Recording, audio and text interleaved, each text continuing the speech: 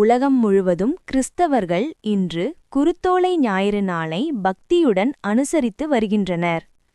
புனித வாரத்தின் தொடக்கமாக கருதப்படும் இந்த நாள் இயேசு கிறிஸ்து எருசலேம் நகருக்குள் வெற்றிகரமாக நுழைந்ததை நினைவுகூரும் நாளாகும். இதனை முன்னிட்டு தஞ்சை மாவட்டம் திருவையாறு அருகே புனித அருளப்பர் ஆலயத்தில் கனோசா மழலையார் பள்ளியிருந்து துவங்கிய பவனி சாலை வழியாக கோவிலை சென்றடைந்தது. பக்தர்கள் கைகளில் குருத்தோலைகளை ஏந்தி பாடல்கள் பாடியபடி ஊர்வலமாக சென்று தங்களின் பக்தியை வெளிப்படுத்தினர். குருத்தோலை என்பது சமாதானத்தையும் வெற்றியையும் குறிக்கும் அடையாளமாக கருதப்படுகிறது.